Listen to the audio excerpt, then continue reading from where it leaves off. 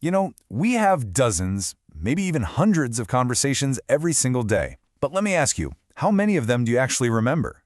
What if you could make more of them really matter? Today, we're diving into the science of how a few simple shifts can completely transform the way we connect with each other.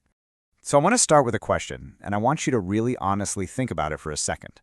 When was the last time you cried in front of another person? Okay, you got your answer? Now for the wild part. Imagine walking up to a complete stranger, someone on the bus or in a coffee shop, and asking them that exact same question. Yeah, I know, it sounds absolutely terrifying, right? So awkward, so uncomfortable. Probably the worst idea you've ever heard. And yet, what if I told you that the science says, as intimidating as this sounds, doing this could lead to one of the most profound and connected conversations you'll have all year? The question is why? How could that possibly be true? Well, to understand why that super awkward question works so well, we first have to figure out why so many of our normal, everyday conversations don't. Why do we so often feel like we're just talking past each other? So let's start with a really relatable story. This comes from Charles Duhigg, the author whose work this explainer is based on. He and his wife of 20 years kept getting stuck in the exact same frustrating loop. Okay, so here's the pattern, and just see if this sounds familiar to you at all. He'd come home from a really tough day at work and just vent, complain about feeling unappreciated. And his wife, trying to be helpful, would offer these perfectly reasonable, practical solutions. But instead of feeling better, he'd just get more upset, saying things like, "Why aren't you supporting me?" And she'd get frustrated right back because he was just shooting down her genuinely good advice. They were both trying their best, but they were just talking in circles.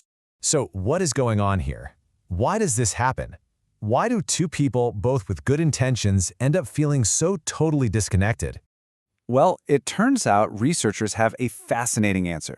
We usually think a conversation is about one thing, but what's actually happening is that inside any single discussion, there are often three completely different types of conversations going on at the very same time.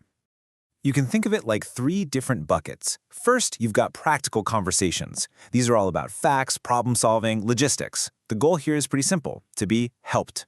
Then you have emotional conversations. These are all about feelings and sharing an experience. The goal isn't a solution, it's empathy. It's basically to be hugged. And finally, there are social conversations. These are about our identities, our status, and how we relate to each other. Here, the goal is just to be heard and acknowledged. So, here's the absolute key to all of this. Real successful communication hinges on something called the matching principle. It means we have to recognize what kind of conversation the other person is trying to have, and then we have to meet them there. We have to match them. If we don't match, we can't connect. It's as simple as that. And that mismatch is exactly what was happening in that argument. Charles was trying to have an emotional conversation. He didn't want solutions. He wanted that verbal hug. But his wife, she was having a practical conversation, trying to help. Now, both of those are totally legitimate things to want, but because they were mismatched, they just couldn't hear each other. Okay, so if matching is the secret sauce, how in the world are we supposed to figure out what kind of conversation someone else needs? Well, it turns out there's this incredibly powerful tool that any of us can learn to use. And that tool is the deep question. A deep question isn't about getting facts. It's more like an invitation. You're inviting the other person to share something about what really matters to them. Their values, their beliefs, their actual experiences. And you know what? It's way easier than it sounds. So instead of a typical surface question like, "Where do you work?" you could ask a deep question like, "What do you love about your job?" Or instead of asking, "Where did you go to high school?" try asking, "What was high school actually like for you?" You see that little shift? It's huge. You're going from the facts of their life to the feeling of their life. Because here's the magic. Deep questions invite vulnerability. When someone shares something real and vulnerable with us, it creates an opening. It gives us permission to be vulnerable right back. And that back and forth, that reciprocal vulnerability, that is the absolute bedrock of genuine human connection. To see just how powerful this is in the real world, let's look at this incredible story of Dr. Bayfar Eddaye, a cancer surgeon in New York City. So Dr. Hive had this frustrating problem. His patients kept insisting on really risky surgery even when he, the expert, advised them to just monitor their slow-growing tumors. He finally realized his mistake. He was treating every conversation as a practical one, just about medical facts. So he tried a shift. With his next patient, he started with a deep question. What does this diagnosis mean to you? And the patient didn't talk about medicine. He talked about his fears for his family, about his legacy. Dr. Hede realized this man needed an emotional conversation first. And get this, after just 8 minutes of listening, the patient was ready for the practical talk, and this time he accepted the doctor's advice. And this right here, this brings us all the way back to that strange, intimidating question we started with. Now we can finally understand the secret to its power. Let's go back to that question, when was the last time you cried in front of someone? Armed with our understanding of the 3 conversation types, we can finally see why it's so incredibly powerful. First, you should know, this isn't just a thought experiment. This has been done thousands of times in actual studies, most famously by a researcher named Nick Epley at the University of Chicago. And the results are just astonishing. People go in dreading it, thinking it's going to be terrible, but afterwards, they say things just like this.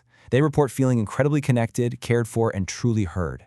Almost everyone says it was one of the best conversations they'd had in a long, long time. And here's why. Asking about the last time you cried is a masterclass in deep questions. It completely bypasses all the boring small talk. It forces immediate vulnerability and authenticity.